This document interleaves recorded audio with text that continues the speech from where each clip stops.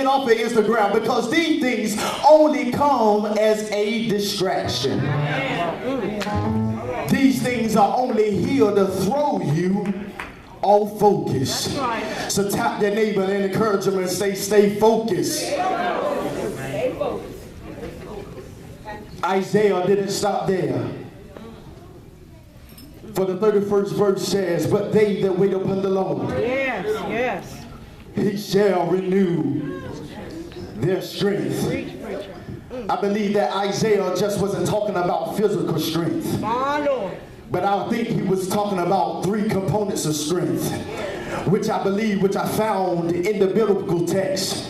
Isaiah was talking about the three components that make up with strength was the renewing of the mind. Every morning we wake up, we need to renew our minds. What happened yesterday, we need to renew our minds. You cannot go forward in God unless you renew your mind. The second component of the strength that Isaiah was talking about is the renewing of your heart.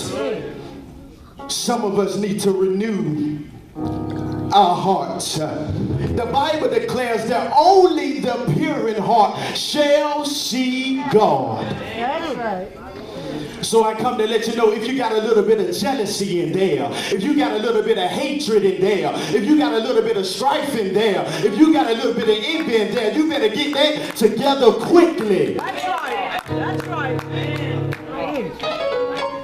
Only the pure in heart shall see God. Lastly, the last component of this strength is the renewing of your spirit. We have to renew our spirit. Why, preacher? Because the Bible declares they that worship him must worship him in spirit and in truth. So if you ain't worshiping God in spirit, I come to tell you that the truth is going to come out about you. If you don't want to stand up messing the church, the truth is going to come out about you.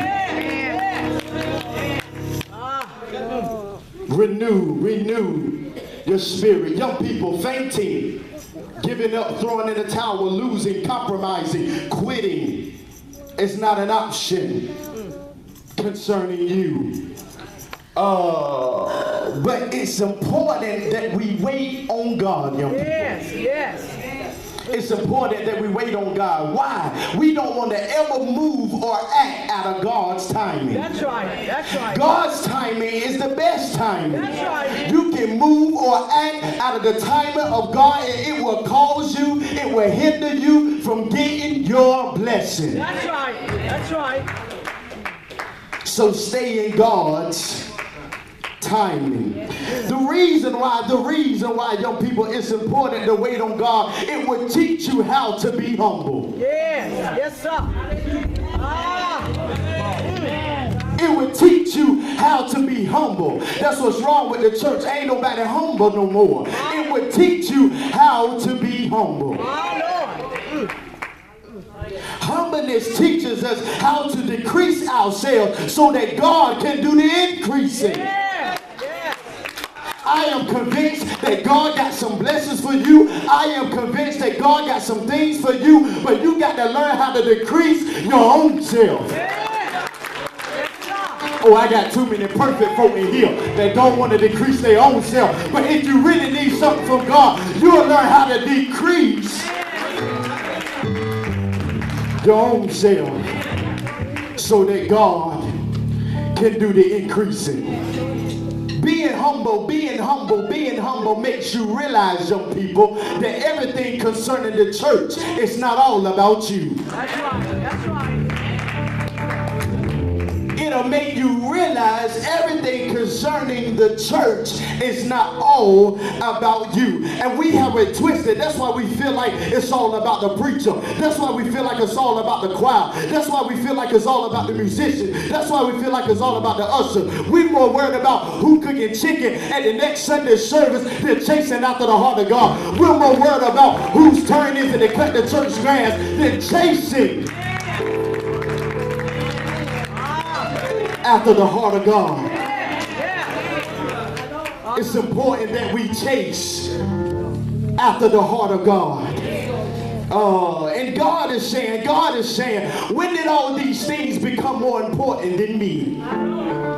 When did all these things become more important than him getting on the cross? When did all these things become more important than him going out into hell and snatching the keys from the devil? When did all these things become more important than him resurrecting on the third day? When did all these things become more important than Psalms 100 when it says, make a joyful noise unto the Lord, all ye lands, serve the Lord with gladness, come before his presence with singing, and know ye that the Lord, he is God. It is him that has made us and not we ourselves. We are his people. We're not the bishop's people. We're not Memorial's people. We're not Cornerstone's people. We're not Mel's Grove's people. But we are his people and the sheep of his pasture. It says, enter into his gates, which is the church, with thanksgiving, and into his courts with praise. It says, be thankful unto him and bless his name. But for the Lord is good.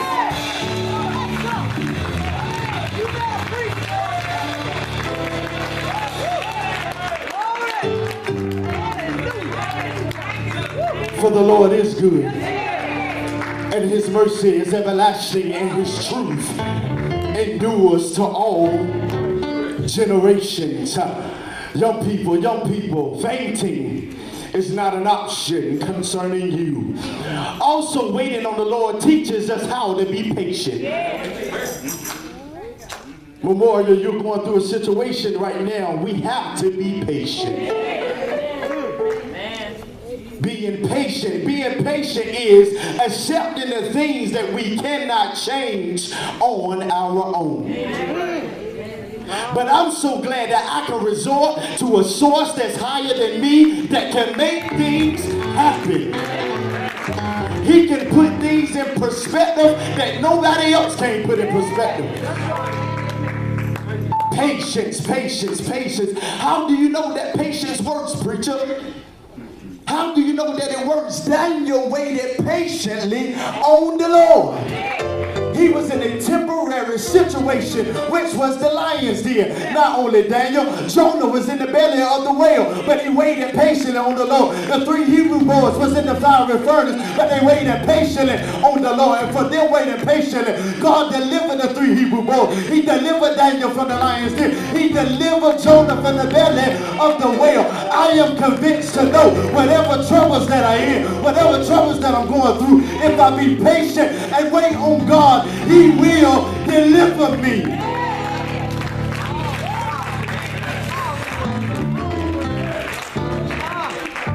God will. Yes, he will. God will. Memorial, I said God will. In your time of trouble, God will deliver you. It's important, young people, to wait on God. Fainting, giving up, throwing in the towel, losing, quitting, giving up the right from the wrong is not an option concerning you. I'm getting ready to wrap this thing up. I'm getting ready to wrap it up. Lastly, it teaches us how to be kind. Amen. Waiting on God teaches us how to be kind. The church has lost our accountability on being kind. Kindness teaches us how to love our fellow man as Christ loved us. Get back to being kind. Lastly, I'm moving on. Waiting on God teaches us how to love. It would teach you how to love. I don't care what's going on in the church. Love conquers all. I'm going to say that one more time for somebody that didn't get it. Love conquers all. How do you know, preacher? Love conquered sin the first time. How do you know? John 3:16 said, for God so loved the world that he gave his only begotten son, that whosoever should believe in him should not perish,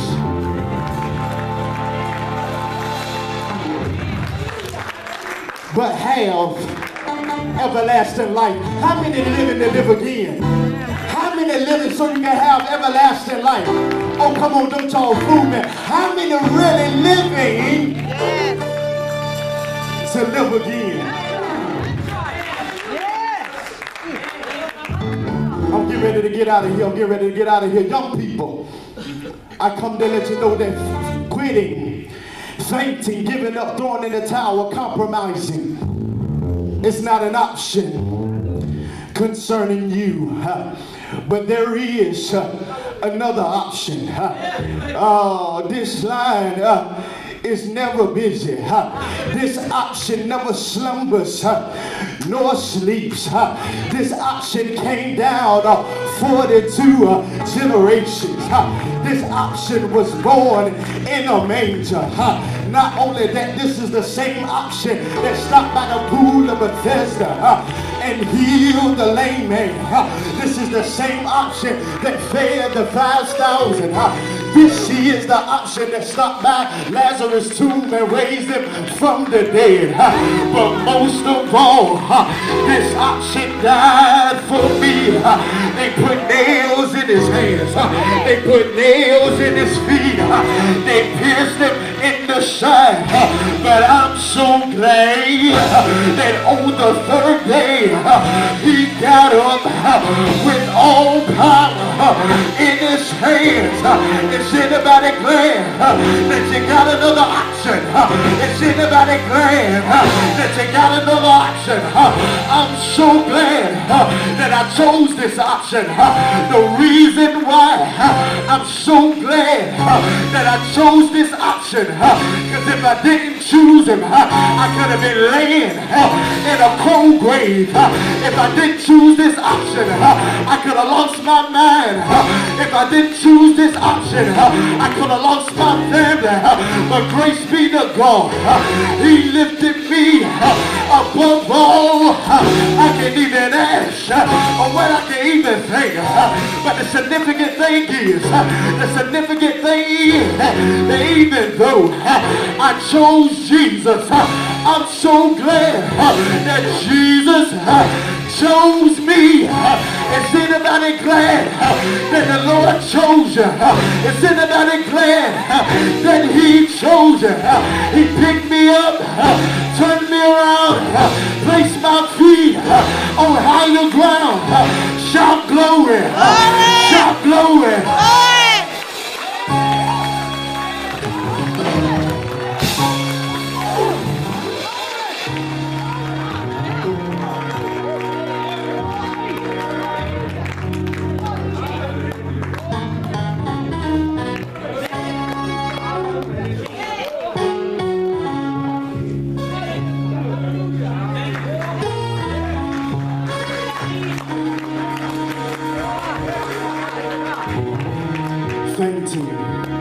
I'm through.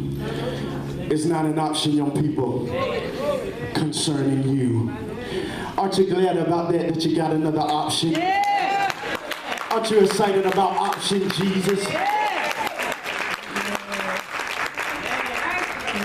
He's the best answer that you could ever choose in life. Come on and stand to your feet. The doors of the church stand open. Yes, yes.